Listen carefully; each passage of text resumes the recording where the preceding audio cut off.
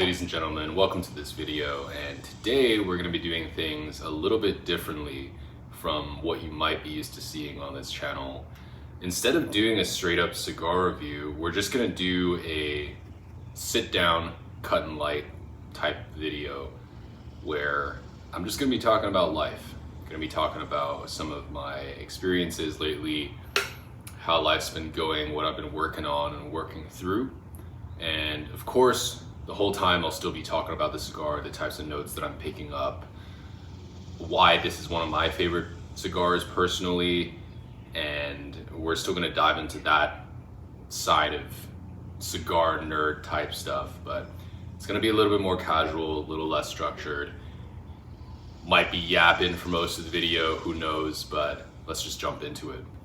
So today's cigar is the Upmann Connoisseur 1, which is one of my favorite Upmanns personally. I find that it's within a pretty reasonable price range. These days you should be able to find it between $20, $25.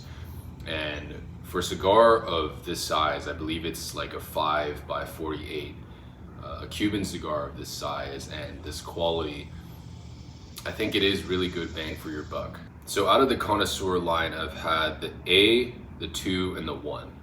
And so far, I think the 2 still takes the top spot for sure, but the 1 follows closely behind. I think for whatever reason, the 1A that I had was just a little bit muted. I think it was maybe like a 90 or 91 rating is what I gave it.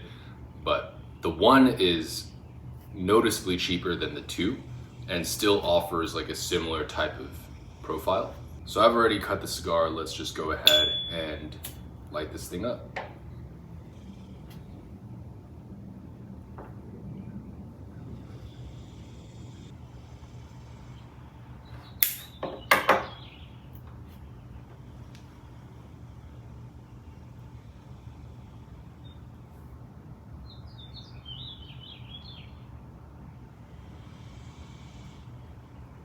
That's really good. That is an amazing first puff, especially for an Upmann in this price range.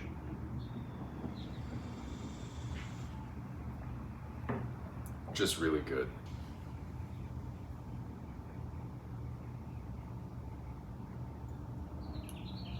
It's just got that classic,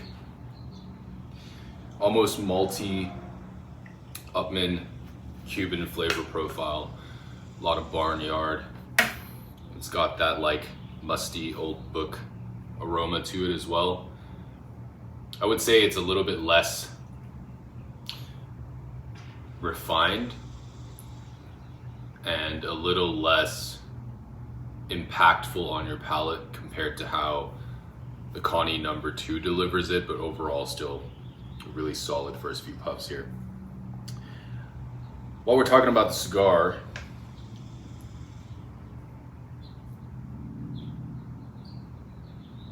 let's switch gears a little bit and talk about the drink pairing. We have a Hong Kong milk tea here, which funny enough is what ChatGPT recommended as the ideal pairing, ideal non-alcoholic pairing.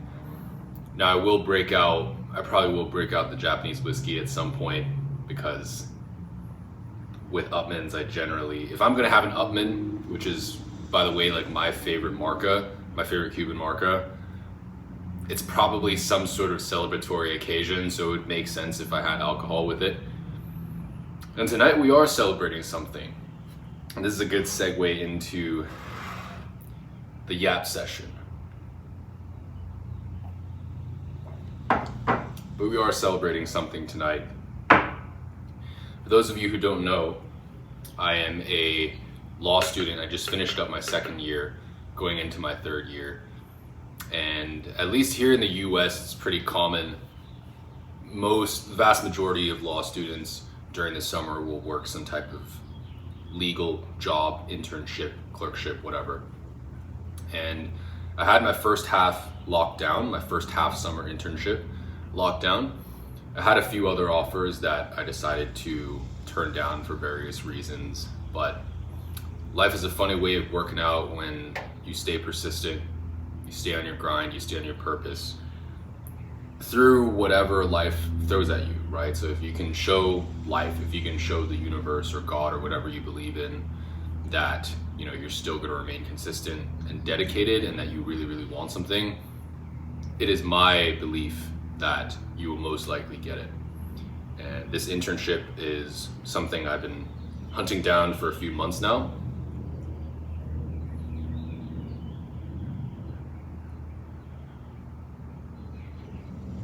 There was an attorney that I found through Instagram. I think I actually found him through one of his ads or something, which is funny because I run an ad agency. And I looked at his page and he did some interesting work. He did a lot of consumer protection sort of stuff. And I dug a little bit deeper, and very clearly he's pretty jacked, right? Dug a little deeper, found out that he was into bodybuilding. Like he's actually, I think, like an IFBB pro or something like that. So he competes, super into bodybuilding, super into cigars, fast cars, etc. And I was like, wow, like this guy has basically a lot of the same interests that I have. And from what I saw, I felt like this guy also had a very similar personality to me. He's clearly a lot more extroverted naturally, I think, but just his views on life, his views on standing out, having that je ne sais quoi, having that X factor, that extra quality to you to really boost you into the ultra wealthy realm. I think that it really stood out to me because he is also very entrepreneurial. Obviously he started his own firm, has a bunch of other businesses as well. And to me it was quite rare to find that in the legal world, because I think, and I can speak from experience too, being in law school and hanging around lawyers, I think that a common trait that lawyers tend to have is being very risk averse, because all throughout law school, that's most of what we're taught, right? Is like, how won't something work out? And then you look at every single angle of the scenario and you just get very like in your head about stuff. That's why lawyers also have a reputation for being like cynical and negative, I think. But anyways, I think that is probably a big reason why lawyers generally aren't the best business people. But the fact that he was able to start, first off, find a niche that, really helped him blow up, right? Find that niche, dominate that niche through a lot of personal branding and social media and business acumen. And also just, I'm willing to bet, a lot of trial and error, right? And from there, build a model that made him ultra successful. I found that very inspiring. And so I sent him a DM, and this is where my sales skills came in, right? Because running an ad agency, when I was 17, I started the ad agency, and from that point on, I just got so good at cold emailing, cold DMing, basically any form of cold outreach I was good at. And so I decided to put my skills to the test here, reached out to him on Instagram, and he actually responds several times to the DMs, but each time he tells me to send my resume over through email, and I bump it in email, but one way or another he just gets busy. He's a pretty busy guy, right? Like multiple businesses, always traveling around, taking care of stuff. And so for one reason or another, he never actually, maybe he opened it up, but he just never really gave it, the attention that it was due.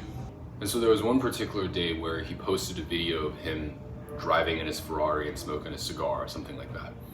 And I remember just, making a joke, sending him a DM saying like, I was half joking, right? But if he actually asked for it, I would have done it. I said something like, hey, like I'm into cigars as well. I'll trade you a box of cigars, a box of nice cigars if you take a look at my resume. And so a while later he reads it and he immediately starts an email chain with himself, me, and his two partners, loops us all in, and he asked me what I'm looking for. I said, hey, I'm interested in an internship with you guys. And then he told his two partners to interview me. And then from there was some logistical issues with him being busy again, but eventually we got on a call. And I remember it was actually just a couple of days ago. It was like 11 o'clock. I was working at my first half summer internship, got the call, stepped out, and first thing he said was, hey, Justin, like super glad to have you on board. I would love to have you come down and work with us for about a month. And I sent him a driving video recorded through the Meta Ray-Bans, and the second thing he said on the call was, hey, by the way, like, I saw your DM about that. I think it's great that you do a bunch of content for to build your personal brand. That's exactly like what I do as well, so it's nice to have someone who has that sort of expertise. And then he asked me about my business, and I told him that ever since I was 17, basically, I started running Facebook and Instagram ads for businesses, and he really liked that as well. And so I think that with him, it seems like a long-term connection, even just outside of the legal world, the legal stuff, because obviously we have all this business stuff in common. And I think that he values people that are just able to think outside the box and have people that have a lot of different types of skill sets outside of the legal stuff. So long story short, that's what we're celebrating today. I think that this is the perfect cigar for this occasion.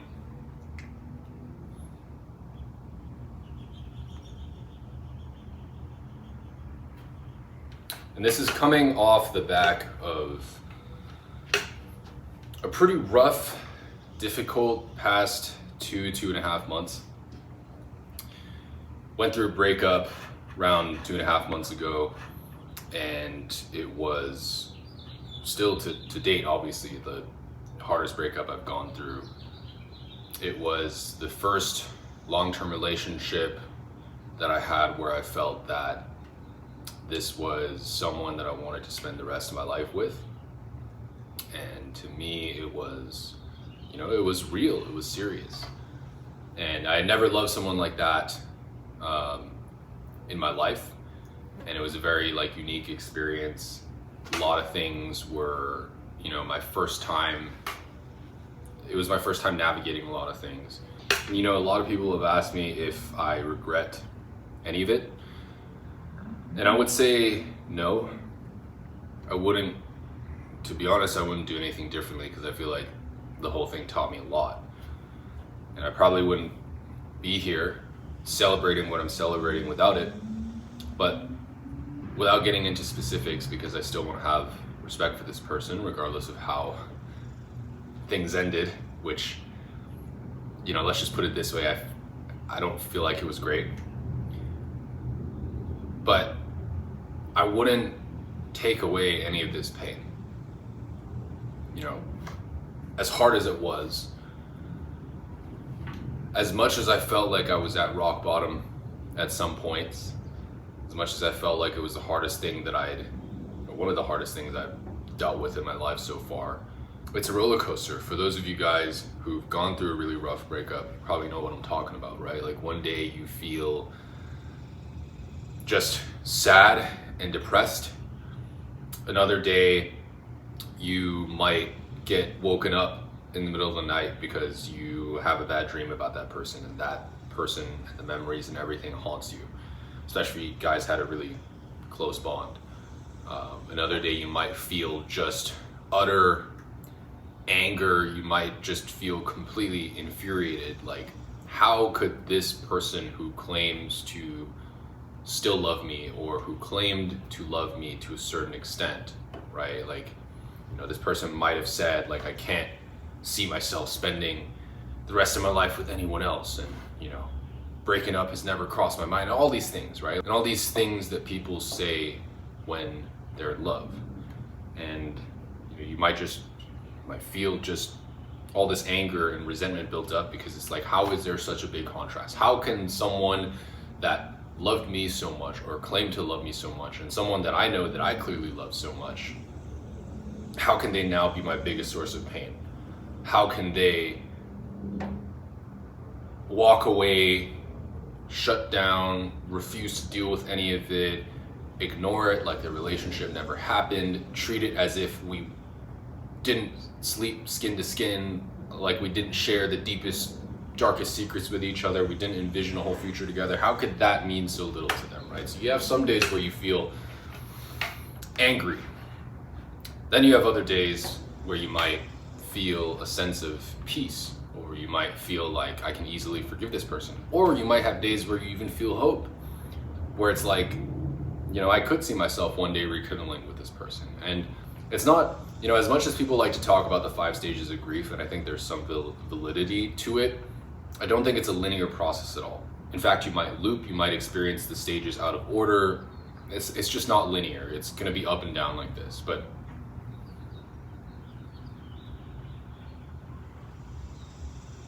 for the longest time, I felt that I didn't see the light at the end of the tunnel.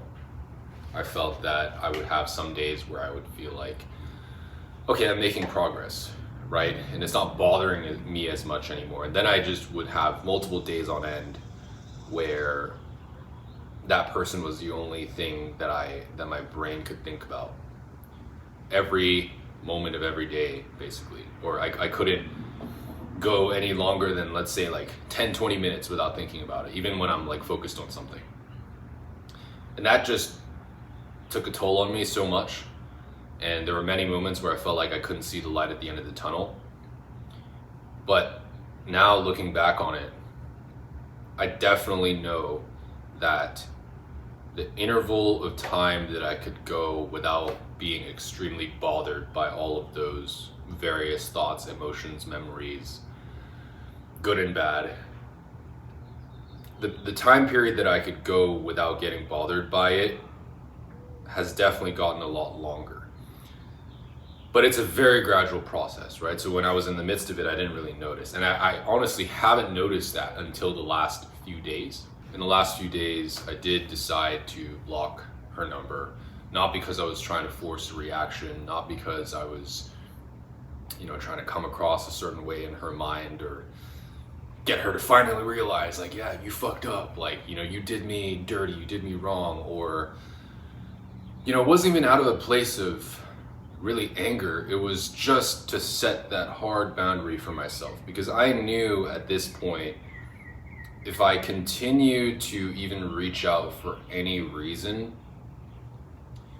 it was gonna be a level of disrespect for myself that I could no longer tolerate. So it was really a hard boundary for myself. Like, you're removing the easy access that this person has for you, because clearly they've shown, whether through their action or inaction, that they don't value you the same way anymore, or something changed in their mind. They no longer look at you in the same way, or they could seem just completely apathetic, like you don't even exist, that you didn't share all this time and all these memories and this deep bond that you had. None of it matters to them anymore. They just don't give a fuck. Like, they don't care, right? I mean, you could die and they wouldn't care. I mean, once you get to that place where that person has given you strong indication that that's how they think about you, you have to just set that boundary for yourself, right? Because it is disrespectful to yourself. If you keep putting energy and if you keep pouring into something that doesn't pour back into you.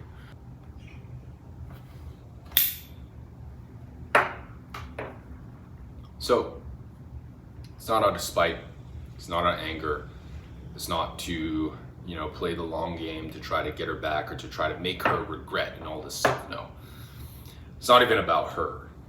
It's just, like I said, removing the easy access that this person has to me, because they don't value me in the same way. They don't even value the bond that we had together in the same way. It really meant nothing to them in the end.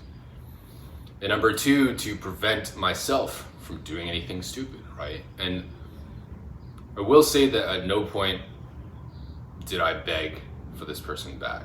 At no point did I compromise my dignity to that extent. But what I more so mean is like that death by 1,000 cuts, right? Because even if, you can't really control your subconscious thoughts coming up in your mind about this person, your ex, but what you can do is try not to make it worse.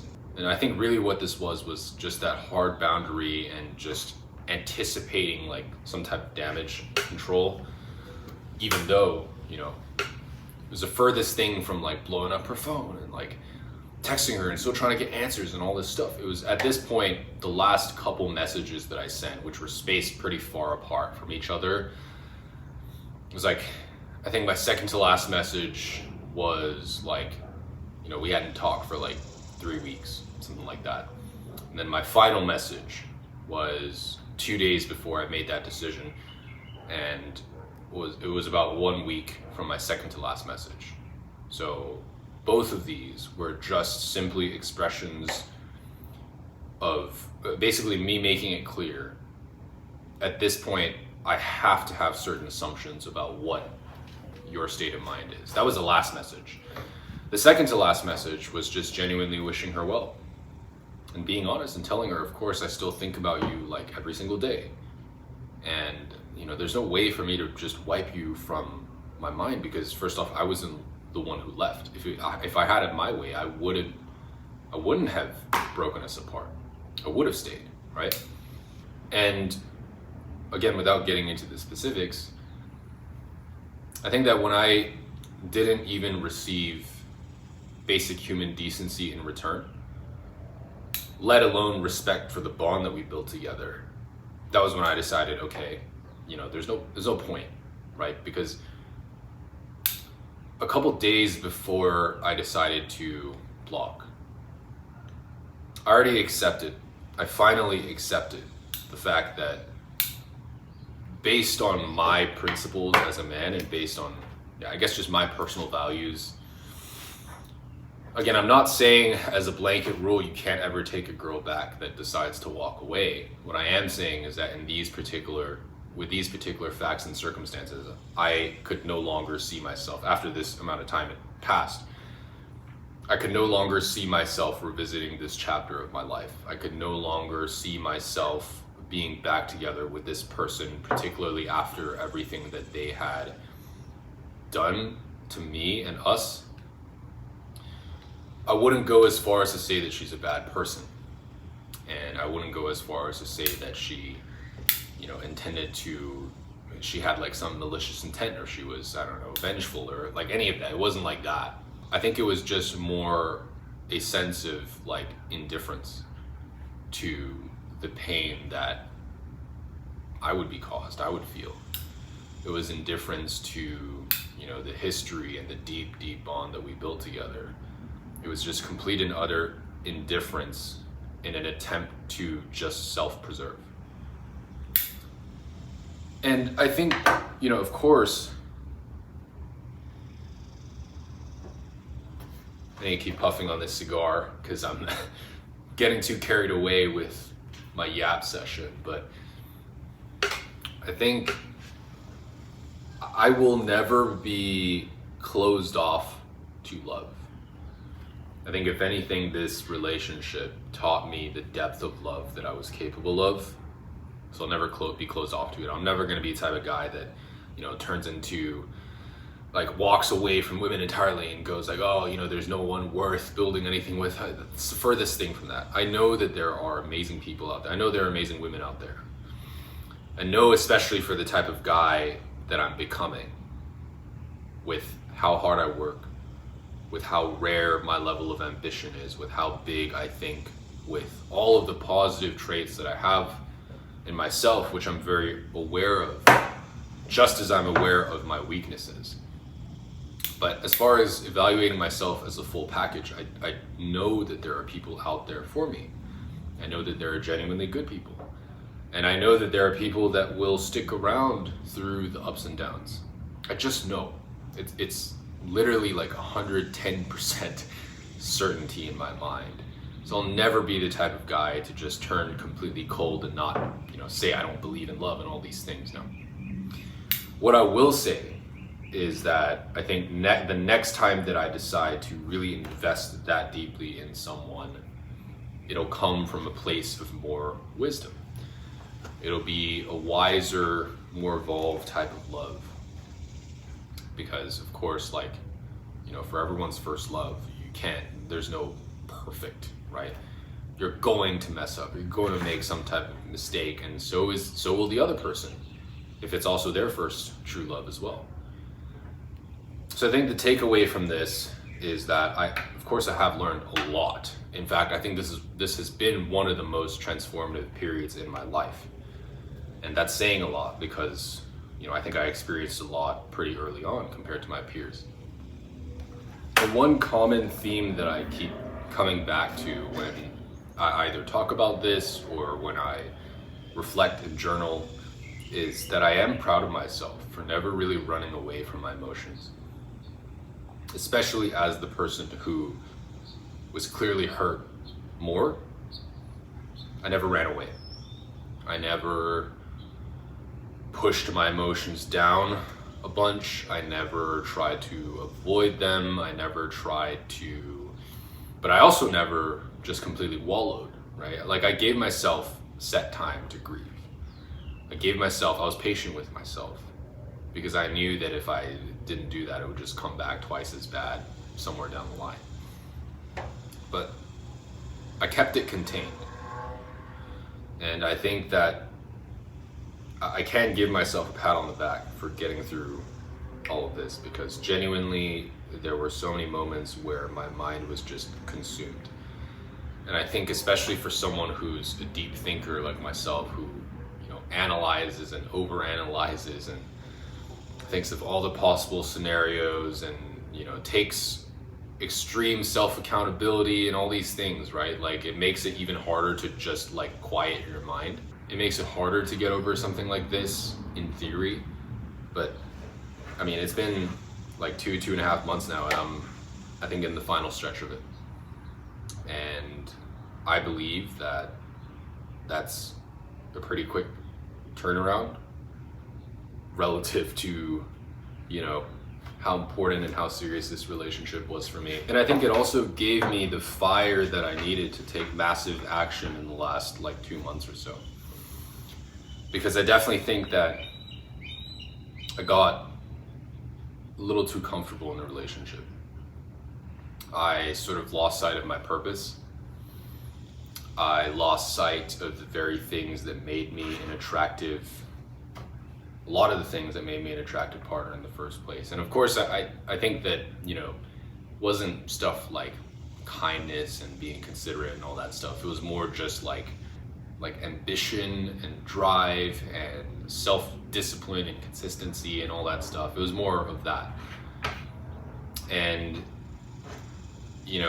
after I gave myself the first few weeks to really, really, truly grieve, I came out the other side able to just tell myself, okay, like, you have to just work through this. It doesn't mean don't let yourself feel the emotions. It means trying your absolute best to be okay feeling those emotions, and understanding that on a macro scale, these things are only going to teach you and make you become a better man, and then directing that energy elsewhere into something productive. So even if, like, of course, my productivity in a lot of these moments wasn't as high, right? Because when you're in the thick of it, like, your mind oftentimes can't think of anything else. And so you can't focus, right?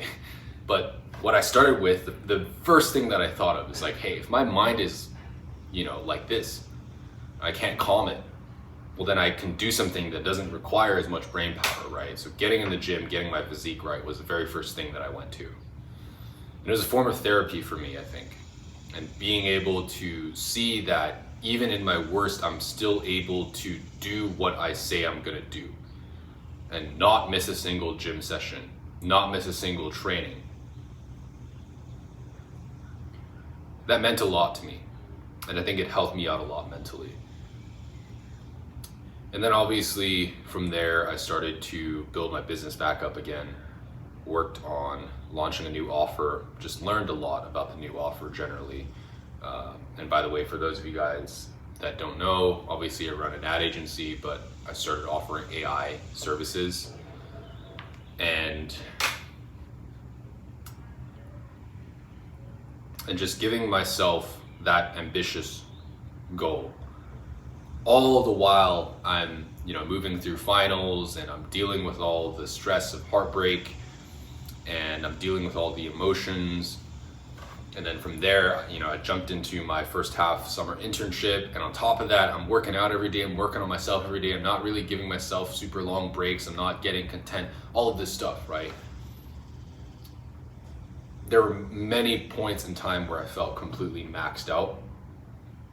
But because I forced myself to still stay disciplined, because I was able to eventually, pull myself out and look at it from a third person perspective. Like, okay, I'm feeling this way. I'm feeling sad. I'm feeling angry. I'm feeling overwhelmed. I'm feeling disrespected, infuriated, depressed, right? Whatever it was, when I was able to take myself out and look at it from a detached perspective, I was like, okay, good, right? Because you need to feel these things. These things are catalysts for your biggest periods of growth in your life, especially for the type of man that I want to become.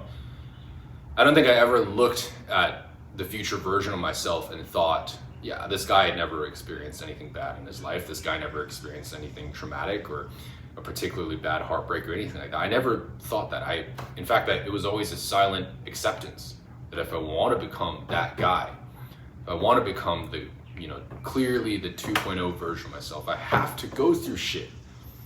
And every one of you watching this that has the same level of drive and ambition, you have to go through shit as well, right? And if it was easy, right? If by some stroke of luck you won the lottery, or you got rich off a meme coin or something like that, you got rich and successful without working for it, you'd feel empty and meaningless, right? Because you don't have any good stories to tell. You don't have that sense of pride that you stuck to your principles and you worked through a very difficult moment of your life, no matter how bad it felt in the moment. At this point, I think I'm able to turn it around and look at it as a positive. Like, this person, the way that things ended, no matter how bad it was, this chapter was a necessary part in my evolution. It was a necessary part for me to achieve that next level. So this is a pretty long rant, but I'm gonna actually talk about the cigar for a second. I did have to relight a couple times because I was just talking.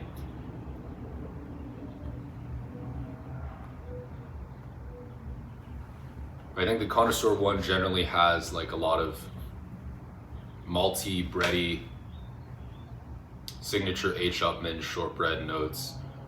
It's not as sweet as the number 2, the Connoisseur number 2, but it's definitely still really good. I would say consistently this cigar probably hits like a 92 to 93 point range for me. It definitely has its own niche, but that's probably what I'll settle on. Again, I'm only like halfway through this, but yeah, I think I'll end up rating this like a 92 or something. Maybe 93 if it gets really good at the end.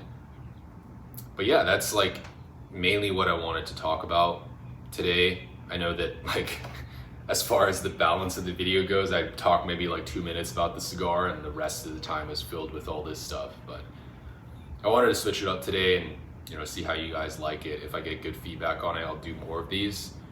I just think that if I learn something significant in my life, I do like to share it because I feel a sense of, if this can even be relatable to a few people, a handful of people, I feel like I've done my job and I feel good about that. I also feel like if that's the case, then I have people to share my emotions and deepest thoughts with. And that's what I hope for these types of videos to be. And it is also a little bit of like a form of therapy as well to be able to talk this out, even though I'm just like speaking to a camera right now, but it is helpful.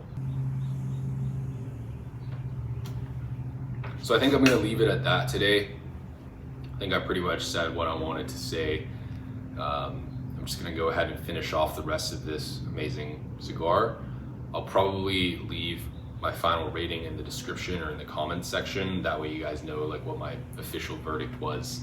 And I'll put some more information about it as well. But hopefully you guys enjoyed it. I do feel like life is still good and things are coming together. All the hard work that I put in, I know for a fact is gonna pay off. Just always had that unwavering self-belief.